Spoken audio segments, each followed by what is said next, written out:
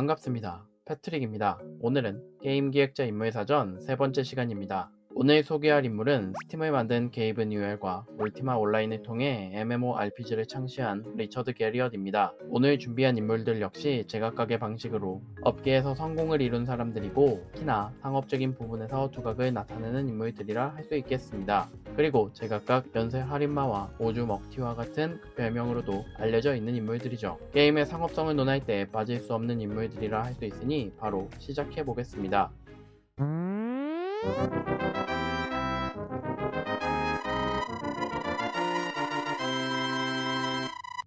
여러분들은 게임을 어디서 구매하나요? 아마 많은 분들이 스팀을 이용하실 텐데요. 이번에 소개할 인물은 스팀을 통해 게임 개발자들에게 게임 출시의 새로운 방법을 제시하고 수많은 명작 게임을 직접 개발하기도 한 게이브 뉴엘입니다. 그의 대표작 하프라이프에서는 물리적인 퍼즐을 결합하여 현실감과 상호작용을 강화한 작품들을 선보였습니다. 그는 처음에는 마이크로소프트에서 일하며 안정된 직장을 다녔지만 게임에 대한 열정을 포기할 수 없었나 봅니다. 결국 자신의 꿈을 추구하기로 결정했습니다. 이 결정은 그의 인생에서 가장 큰 도전이자 기회가 되었고 이후 그는 밸브를 설립하며 새로운 여정을 시작했습니다. 방금 말씀드린 하프라이프는 뉴엘의 첫 작품인데요.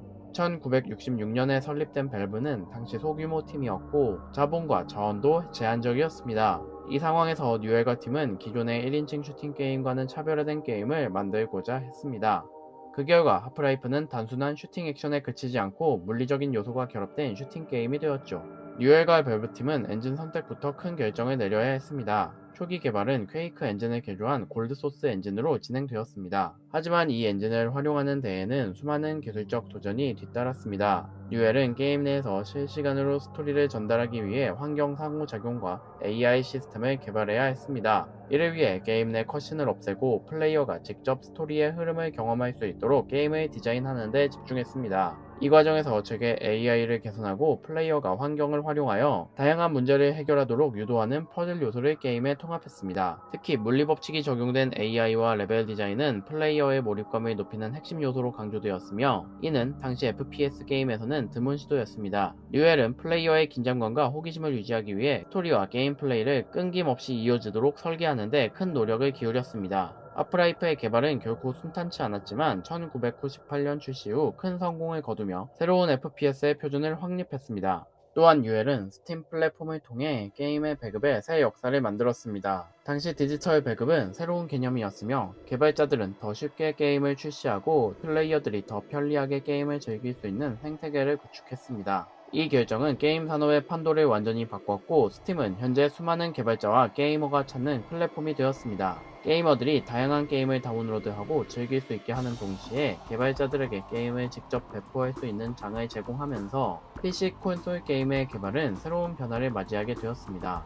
여름이나 겨울이 되면 할인을 하는데 이를 통해 뉴엘은 연쇄 할인마라는 별명을 가지게 되었죠.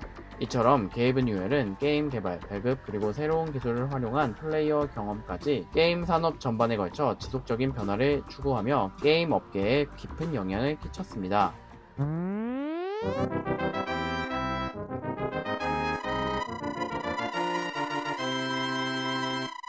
다음으로 소개할 인물은 리처드 게리엇입니다. 그는 MMORPG 장르의 창시자로 불리고 울티마 온라인을 통해 온라인 롤플레잉 게임의 표준을 세웠다고 평가할 수 있으며 또한 우주 비행사이기도 합니다.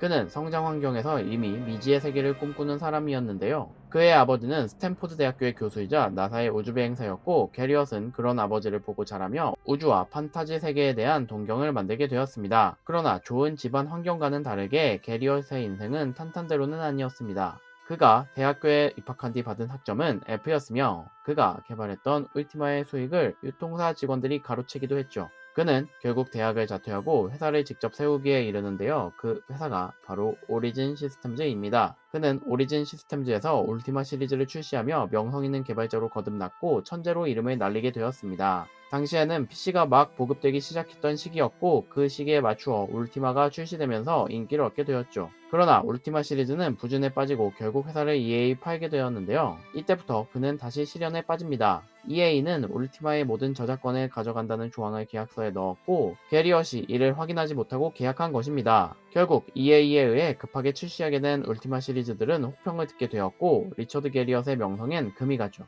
그러던 중 게리엇을 살린 회사는 한국의 게임 회사 NC였습니다. NC는 해외 시장 진출을 위해 리처드 게리엇을 영입하고 같이 게임을 개발하게 되죠. 그때 당시 만들던 게임은 동서양의 판타지를 결합한 타뷸라 라사라는 게임이었습니다. 그러나 게리엇은 NC와 개발 방향에 있어 다툼을 겪고 회사를 퇴사하고 맙니다. 그리고 어린 시절 가졌던 우주인의 꿈을 이루기 위해 우주비행사가 되기로 합니다. 당시에는 민간 우주비행의 개념이 처음 소개되었는데 게리엇은 이를 이용하여 우주비행사의 꿈을 이룬 것입니다. 덕분에 게리엇은 우주 먹튀의 대명사가 되고 말죠. 비록 그는 시대를 앞서간 천재개발자에서 우주 먹튀라는 이야기를 듣게 되었지만 그의 업적은 매우 확실합니다. 울티마 온라인에서 그는 자유로운 직업 선택과 자급자족이 가능한 경제 시스템을 구축하였고 PVP 시스템을 도입하여 게임의 운영성을 높였으며 이를 통해 예측 불가능하고 거대한 가상세계를 설계했습니다. 특히 게리엇은 플레이어가 게임 내에서 자유롭게 행동하고 상호작용할 수 있는 시스템을 구축하여 온라인에서의 사회적 경험과 모험의 재미를 강조했습니다. 즉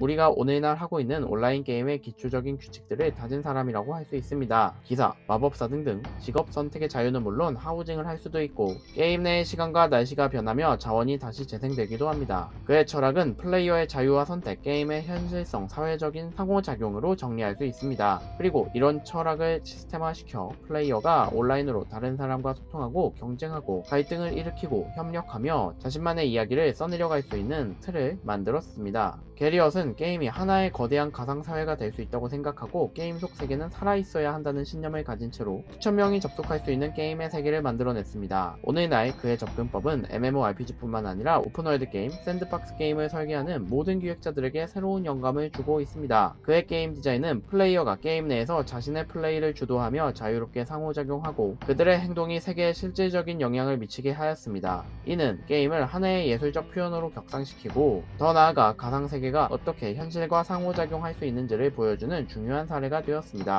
오늘 준비한 인물은 이렇게 2명입니다. 어떤가요? 게임을 회사에서 만든다는 것은 낭만이나 로망만으로는 안 되는 일입니다. 결국 회사의 운영과 관련된 결정 역시 게임의 운명을 좌우하는 중요한 열쇠라는 생각이 드는군요. 다음 시간에도 뛰어난 인물을 소개해보는 시간을 가져보도록 하겠습니다. 그럼 다음 시간에 만나요.